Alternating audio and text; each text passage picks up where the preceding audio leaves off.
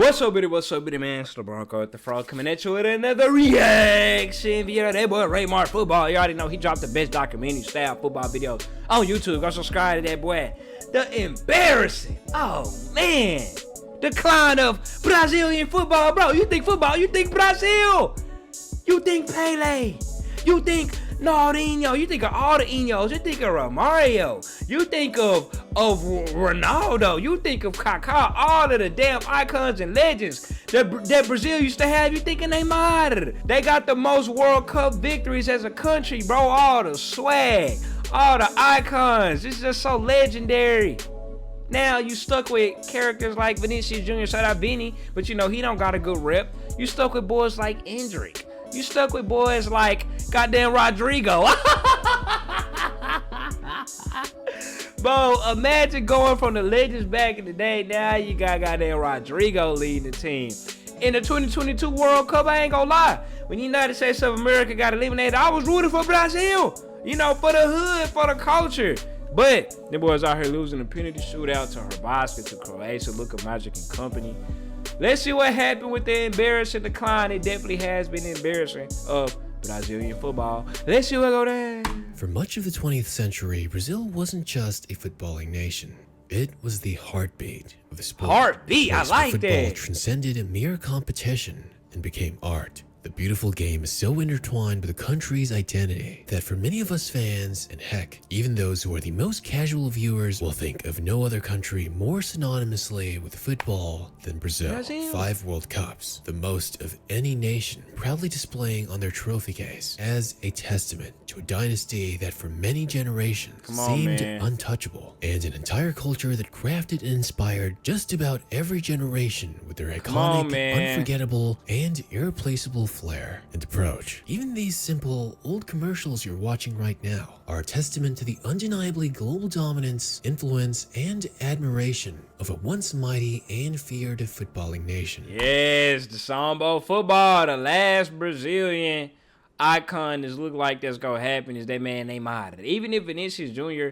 end up winning Ballon d'Or, that man is so unliked. It's like it's just not really gonna hit the same. It's gonna hit, but it ain't really gonna hit the same like that. But that is crazy that Vinicius Jr. is finna have a Ballon d'Or, but that man Neymar never got one because he unfortunately played in the era of Messi, and that boy Cristiano Ronaldo. Even though he still has a chance, but that man over there in Saudi Arabia, he's hurt, and I don't even know when is Neymar supposedly coming back. Who knows? That for many undoubtedly brings a sense of nostalgia, going back to a once different time in football that you just had to be there to witness. Because for the younger generation, perhaps that Brazil will be nothing more than a legend or fairy tale, as their once iconic identity might never be replicated. Again, it's not, after all, because football is just so technical nowadays. The magic is getting sucked out of that hole. It's all about tactic because of people like Pep Guardiola. Boys, all that matters now is they win. It ain't nothing like back in the day where everybody bees in, everybody dribble move, step over, spin move, all of this, all that magic. Look at that. As they say, every empire eventually faces its fall. But within the context of football, it's just hard to believe that we would have ever seen Brazilian football fall from their once untouchable heights, from their Jogo Bonito or beautiful game growing in obsolescence to modern tactics, loss of identity, seemingly fading talent, and failure to evolve. Is that on it, B? Every nation, seemingly fading talent, and do you see what I see? A damn polar bear ordered to Texas, man. Was this a Copa America? I think this is like the Copa America. Failure to evolve. From a team that every nation once dreaded to go up against, to a team now that is only up a single point above countries like Bolivia, that with continued form might possibly not even qualify for the next World Cup. This is the decline of Brazilian football and how it's happening. Bro, if Brazil don't qualify for the next World Cup, that is going to be tragic. 2026, it's going to be even more tragic because the damn World Cup is expanded. So does CONMEBOL get more selections if they don't qualify? I wonder. In the early 1900s, football had already found its way to the shores of Brazil, but at first it wasn't a game for everyone. The sport in its early days was almost exclusively reserved for the Brazilian upper class. White or European descent Brazilians who could afford to play as unpaid Always amateurs. the damn Europeans. They would form their typical clubs, play in pristine and regulation quality pitches, and adhering to very formal positions and tactics. That's kind of how it is in the United States now. It's not accessible by only the upper class, but really like the only upper class player. They ain't got no hood, no trench babies down there. Really, all the talent be in the trenches, bro. The talent don't be with the boys growing up in the suburbs and growing up with they both parents fully supporting them boys. The talent, well, at least in American sports, come from them damn trench babies where they grew up with grandmama. They ain't even grow up with their own mama. Daddy not in the picture. Grandmama raised their ass. They ain't had nothing.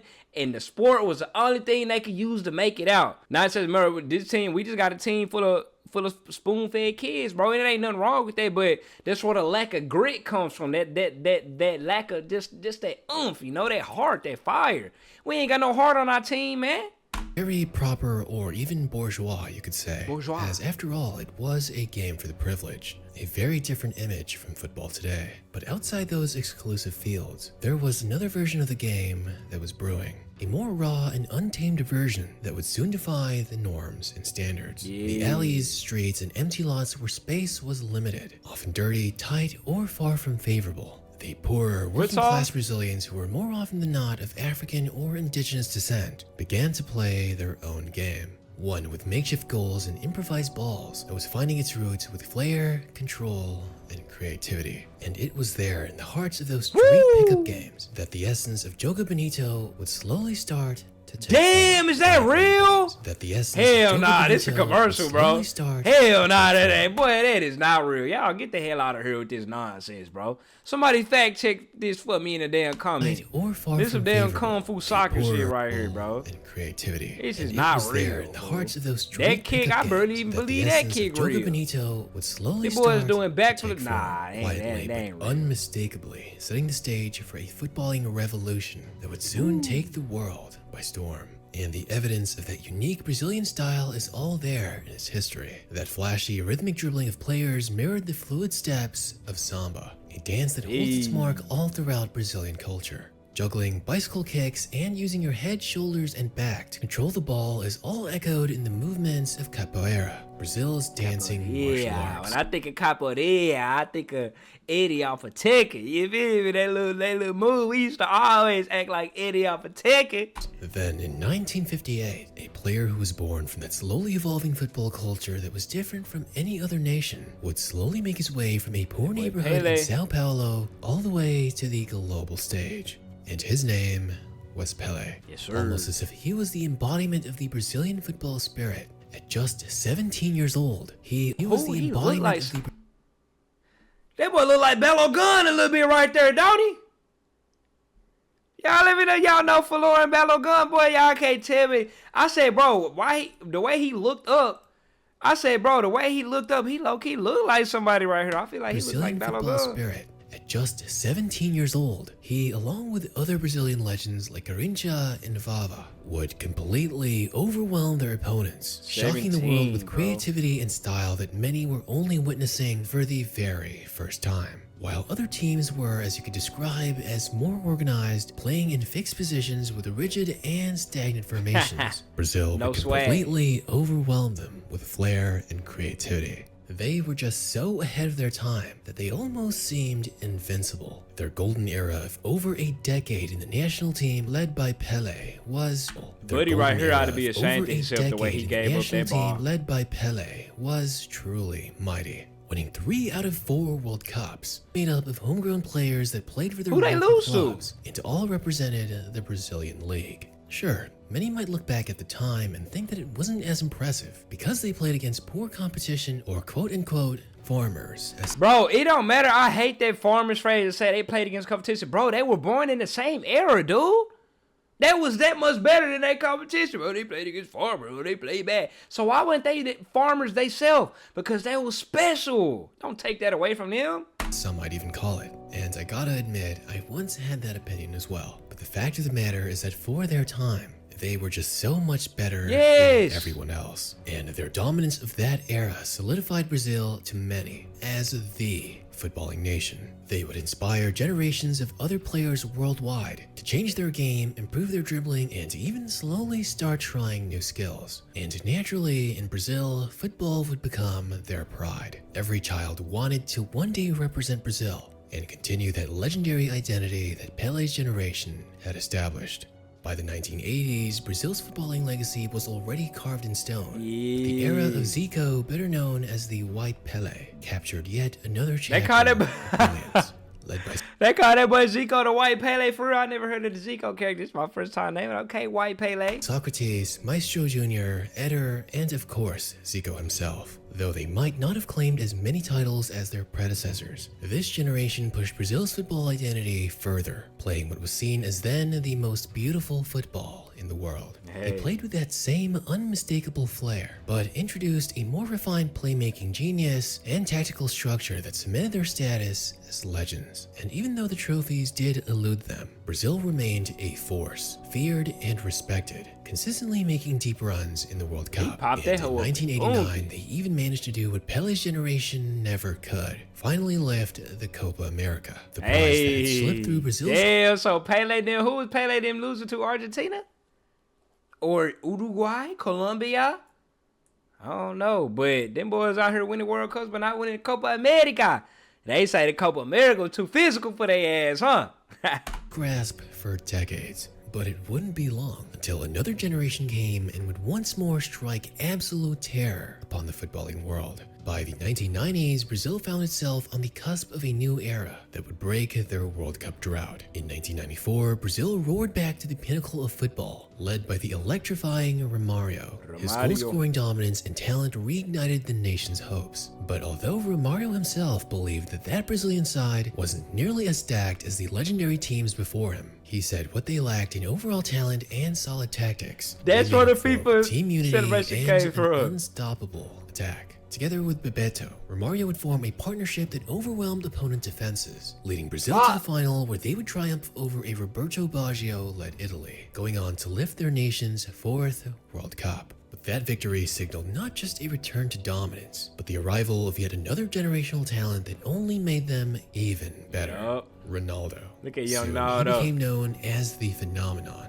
leading Brazil as the top scorer of the 1997 Copa America, along with winning the prestigious Ballon d'Or. Brazil would once more lift the Copa America trophy and also claimed the Confederations Cup the very same year, with a squad filled with names like Rivaldo, Cafu, Roberto Carlos, and many more. Brazil had become a force that no team on earth wanted to play. But surprisingly, in the 1998 World Cup, where they were the overwhelming favorites, it would be France that came out on top as the underdogs and lift the World Cup. Yeah, and you know, there was a lot of controversy surrounding that game because of number 9 being sick or whatever, or getting food poisoned or whatever they said.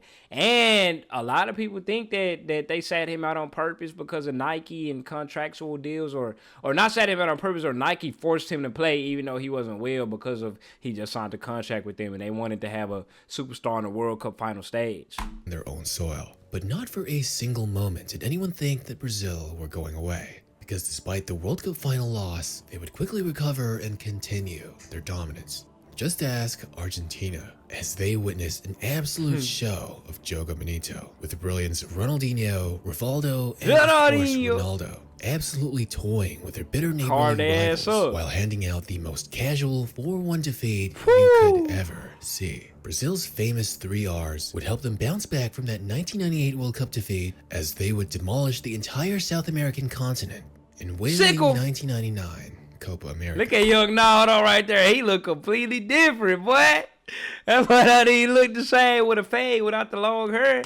That's why in the 2002 World Cup, it came as no surprise that this time Brazil wasn't settling for anything less than the World Cup trophy. And this squad that had remained relatively the same as the last World Cup, captained by Cafu and immortalized with Ronaldo's infamous haircut, would go on to effortlessly beat everyone in their way as Brazil would lift its 5th World Cup. Imagine if they had just won that 1998 final against Zidane. That would have been an insane 3 consecutive World Cup trophies, making them not only the most successful national side of all time, but also the only to ever accomplish such a feat. It would have been unquestionable that they would have been known as the greatest generational dynasty in football history. And I'm sure for many Brazilian fans, far surpassing that of their predecessors. Because World Cup aside, Brazil would continue to completely dominate Copa America for the next several years. Like in the 2004 Copa America, when it seemed like Argentina was about to steal the show, with Brazil trailing 2-1 and Argentine fans chanting loudly. Heck, even Carlos Tevez dared to taunt the team. Argentina was so close to victory, but in the dying moments, Adriano struck a thunderous equalizer, silencing the Argentine fans and sending the match into penalties, where Brazil would ultimately come out on top. A year later in the 2005 Confederations Cup, this time led by Ronaldinho, the Seleção would deliver another masterclass, dominating Argentina once more 4-1 in the final. And for such a rivalry between these two nations, those continued wins over Argentina were more than just victories. For the players and the people, they were a statement. So with a squad brimming with legends, this Brazil team swaggered into the 2006 World Cup. Ronaldinho in his prime, and Kaká in his prime. They were seen as once more the overwhelming favorites. Likewise, once more, Zidane was there as Brazil's kryptonite, giving arguably the best performance of his French international career to put on an absolute show and hand defeat to this world-beating Brazilian squad. But again, despite a World Cup loss and aging legends, Brazil would still come back as strong as ever. Because even as their 4 Ballon d'Or winners would slowly pass the baton to the next generation, Brazil was brewing up what seemed like another monstrous generation. So I wonder who was the generation after Ronaldinho and Ronaldo, because all I know is Neymar. So who are they about to bring? Kaká. They haven't brought up Kaká yet, so I don't think they have. To follow in their footsteps. Adriano, who was supposed to be Ronaldo's successor, and other emerging talents like Robinho, who many were calling the next Pelé, and even Dani Alves was already quickly becoming known as the fullback replacement for Cafu. They would dominate over Argentina once more, winning 3-1 in the Copa America final to redeem their World Cup shortcomings and defend their trophy. But that early 2000s generation, as we know now, would suddenly implode for various reasons and never lived up to their potential. It's around this time, closer to 2010, that Brazil's identity was slowly changing for the worse. You could tell because the players he named, I'm sitting there like, really? Okay, Robinho, he brought up Dani Alves, the dude who went to jail. For some other dude I ain't know, I say, yeah, they for sure crashed and burned.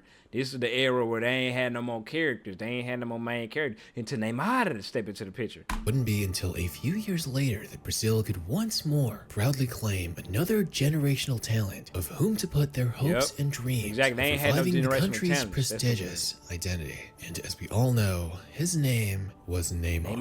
But although Brazil had a generational talent to once more try and lead them to a different era of glory, there was already a lot of damage slowly being done to the Seleção. Nobody could have really guessed it yet, but in 2014, Brazil would enter the World Cup hosted in no other than their own soil, only to experience one of the most infamous moments in footballing history. Because in the heat of the World Cup semifinals, Oscar would valiantly break through the German defense, weaving and dazzling, scoring a goal for Brazil and shocking the world as they would embarrassingly lose 7-1. He had to set it up. Then on, a new crisis would take hold of the Brazilian national team. In the 2015 Copa America, there were more controversies. Neymar lost his temper during a match against a yellow card and getting a 2-match suspension. Afterwards, Brazil would be eliminated by Paraguay in penalties. Then the Centenario edition of the Copa America marked another bitter chapter for Brazil. A controversial handball goal saw Peru knocking them out of the quarterfinals with a 1-0 defeat. The hand to God, huh? Peru hitting them out of the hand to God, so y'all ass. Controversial handball goal saw Peru knocking them out of the quarterfinals. I even forgot who eliminated y'all in the Copa this departure of longtime manager Dunga. In the 2018 World Cup, on paper, Brazil looked like one of the favorites. But all was not well beneath the surface. Neymar was just returning from injury, and it showed. They would struggle during the group stages, and even though they did push through, they would eventually come across Belgium's golden generation. Brazil would quickly find themselves. Bro, they would Belgium's eventually golden come generation across finally Belgium's did something good. Every time I hear about these blokes, it's always something bad or how they crashing out or something. I guess this was pre-Courtois and Kevin De Bruyne beef. Had to be, bro. Generation. The first Brazil time I'd would ever quickly heard find them boys do themselves so down good. 2-0 in the first half, which ultimately they could never recover from, and were once more. Oh, sent she got home that early. 1,000-yard For many, stare. She got ultimately, that they could Vietnam never War recover stare. from. Look at that. Ooh, she done seen some. She seen some demons, boy. Oh my goodness. And were once more sent home early. For many, it seemed like Brazil's identity had slowly shifted. No more was there any Jogo Bonito to be seen. Instead, the squad slowly became more of a media spectacle than footballing brilliance, as many of these modern stars would care more about celebrity status, which was a far cry from the previous generations. They would surprisingly win the 2019 Copa America without Neymar, but to many that victory didn't really look all that convincing. 0-0 with Venezuela and 0-0 with Paraguay. The team had barely made it out, and through the years it seemed like those criticisms did have some merit, as in the 2021 Copa America, Brazil would fight tooth and nail to make it all the way to the final, only to suffer a crushing defeat at home to no other than their fiercest rivals, Argentina. After so many generations of Brazilian dominance, Messi would lift his first international title in no less than Brazilian soil. Truly a painful symbol to Brazil's fading dominance. However, in the 2022 World Cup, it seemed like there was a glimmer of hope. As of recent, Brazil were in insane form. In 17 matches, they would have 14 wins and 3 draws. Not a single loss leading up to the tournament. A more mature Neymar was once back to lead his country. And alongside him, there were a lot of promising talent like Vini Jr. and Rodrigo. Everyone was in good form. Richarlison, Paqueta, Rafinha, heck, even Antony. And they would, with a little difficulty... Y'all notice how he ain't bring up Rodrigo. That boy say Antony before Rodrigo. Quarterfinal. Now against Croatia, as the final minutes of the game were coming to an end, Neymar would step up in a moment of brilliance, scoring one of the best goals in the tournament, lighting roars throughout the stadium. However, with only mere minutes left, Croatia would equalize in devastating fashion. A complete breakdown and disorganization of the I'm gonna look at the defense. highlights of this game right after this. I get done recording Brazil this would video. falter. That recent form that they had been in looked almost non-existent, as they would do horribly, with their best player Neymar not even getting the chance to take his shot. This was perhaps the best opportunity Brazil had in years to reclaim their former glory. And for all the criticism he gets, Neymar played his absolute heart out. But when it mattered most, his inexperienced team would let him down. And watching him in tears was one of the most heartbreaking moments of the tournament. Following the heartbreaking loss was another change in team management. And this was really the beginning of a turbulent chapter for not only the Brazilian team, but for the entirety of the Brazilian Footballing Federation. Yeah, them boys finished, bro. And I don't see them making it back to glory with the current generation that they got now, bro. I'm sorry.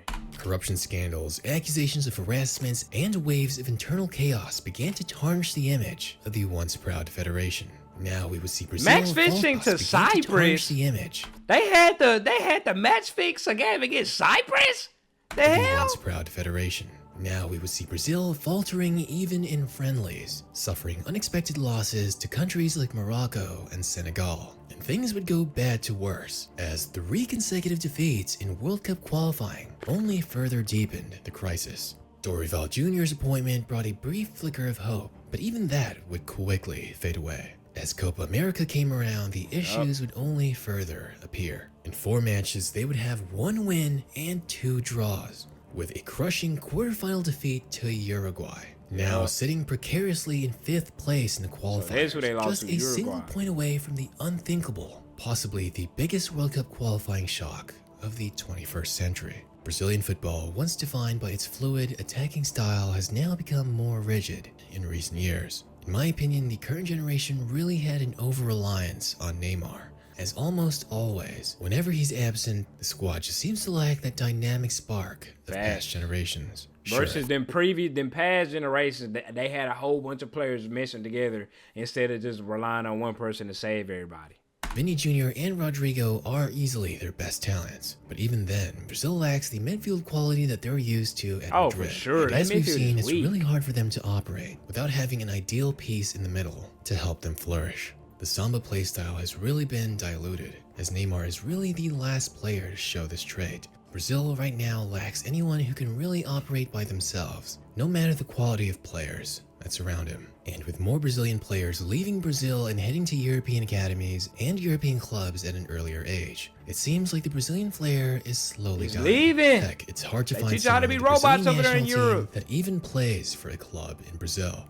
And historically, but much more now, Brazil has really slowly been failing to replenish any world-class defenders. And it doesn't help that the Brazilian leagues have never really pushed a defensive playstyle, so it's already hard to find new defensive talent from their own home soil. And when you add the fact that Brazil really has never produced any world-class coaches, because when was the last time you saw a Brazilian manager that was really in charge of a major club in a major league? I never actually noticed the defending point about Brazil with defenders. Like, all I know is about Militao. In terms of world-class defenders, who else?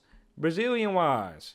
That's a good point. And since Carlo Ancelotti has decided to stay with Real Madrid longer and abandon his plans for becoming Brazil's manager, well, it looks like from that aspect that they are gonna continue to struggle, and even off the field. And from what it seems like to me and for many, Brazil's players just really lack cohesion and chemistry. But it really does make sense, as although they're Brazilian, many of them have already left Brazil from such a young age, often having different upbringings in different countries with different cultures. You have Brazilian talents developing in Spain, Germany, Italy, France, and England, all of whom have never really had the chance to develop with each other in their own play that home Jogo soil. Bonito, And man. while other nations have been quick to embrace more modern tactical innovations, Brazil has been slower to adapt, consistently relying on a style that has been slowly fading away. Why he do Anthony like that, bro? Hey, go subscribe to my boy Raymar Football, the embarrassing decline of Brazilian football. Hopefully them boys get back, because like I say, when Brazil is good, bro, everybody is happy. That's when football is at its peak. I'm out.